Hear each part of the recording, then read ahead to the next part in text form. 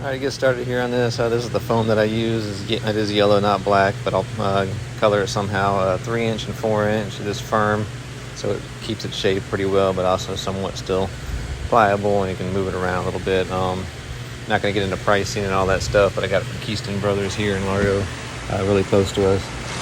But anyway, to get into this, cutting the foam out and stuff for a gun case and a pelican case. The case originally was a minesweeper. So it is kind of long, and making it for an MG34, which I'll get to that, cutting the actual gun out later. But as far as fitting the foam, I figured a quick little video, this would be part one of it.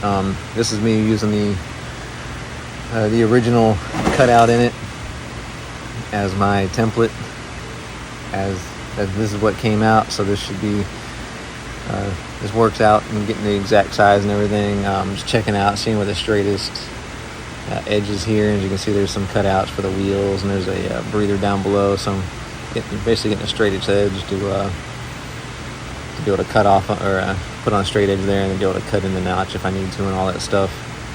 So just line it up in the corner to get it on the edge. Obviously the foam has a corner too, and that's two sides I don't have to cut. Less cutting, and that side's already straight and square. So just line your foam up as nice and neat as you can, even with those edges. And you can leave those right alone. All you have to do is cut out the other two sides. I'm going to go ahead and grab a Sharpie in here and mark it. Then we don't have to worry about the foam in the way, holding a razor blade. This one is the 4-inch, so it's very deep. And unless you have a really sharp, long 4-inch razor blade, it is going to take you more than one cut, as you'll see. But yeah, just mark it out. You can see me getting the notch in there and everything, just in case. I'll come back and get that later though. I'm going to do the straight part now and see how it fits. If I don't have to worry about the notch, I'm not going to worry about the notch. Got it all traced out. I toss the other piece out the way, as you see. Alright, and I went and got a piece of angle iron in the back. Find something straight and sturdy is going to hold its shape. Something for 100% fact is going to be straight. Angle iron is pretty good at that. I know I haven't marked the lines marked on the foam, but this will give me a template that I can rest the blade against and actually be sure I'm getting a straight line as I cut. I did use an X-Acto blade on this. I forget what the technical name is for the knives, but either way, I put a brand new one in, put it out basically as far as I could.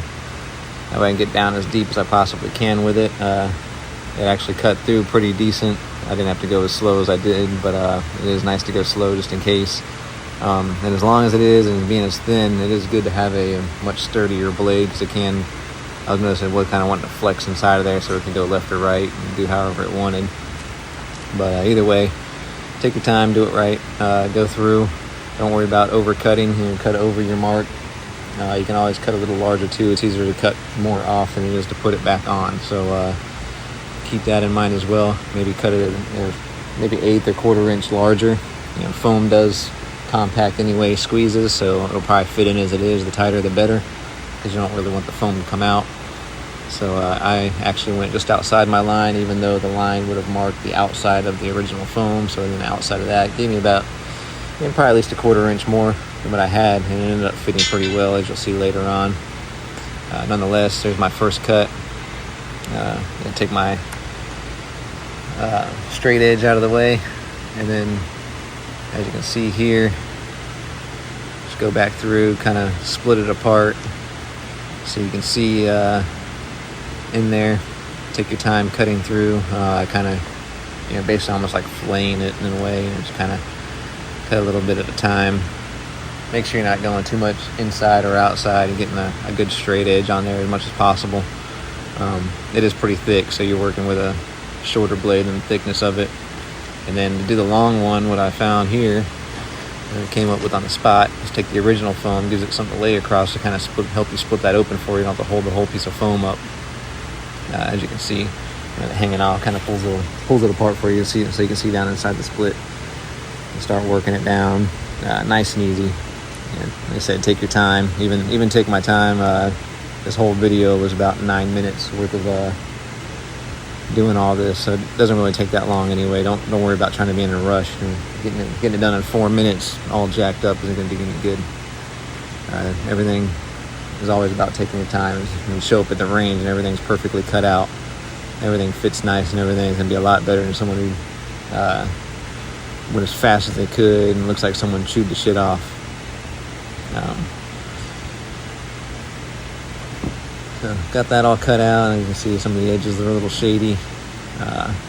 You're not going to see the edges anyway, but I don't know if it's this one or the other one. I kind of went back through and trimmed it up and stuff. I think it is this one here.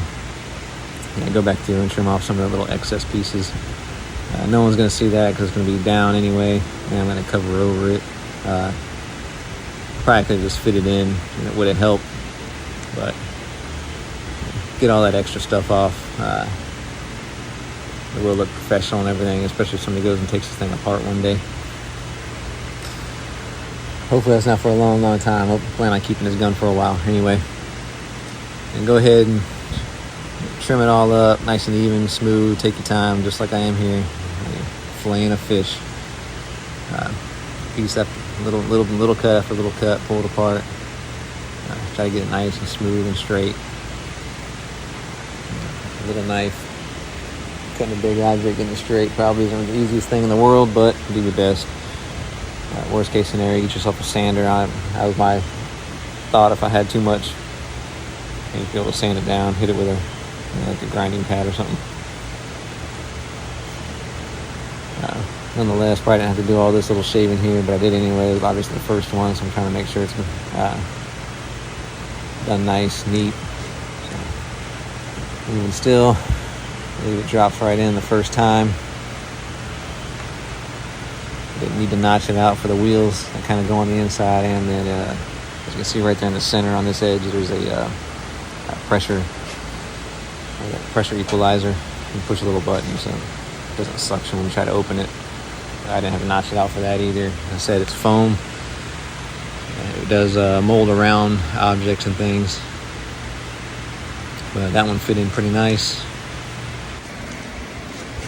And as you can see, not really a whole lot of extra gap there. It all fits nice and neat. I'm not too worried about it being the color that it is. I'm going to see what I can do about dyeing it or spraying it with something to make it black. Or I also had one thought of maybe carpeting it so it has like a nice carpeted finish to it. So I'm speeding up these two, doing the exact same thing as I did the first time. No sense in going all over it again. You can go back through. I just had to do 2 more to 3-inch, but now that's all done. The 3-inch on the bottom kind of upsets on the, it's just a little higher than the thing, and the one on the top is a little in, so it meets up pretty decent. Only has a little bit of push when you try to get the latches done. Overall, I'm pretty happy with it. Hopefully this helps out. I get part 2 of actually cutting out the gun and getting everything recessed in there. I'll see what all I add in there. I might add some belts or some extra little stuff to it too, so we'll see. Until next time, there's that.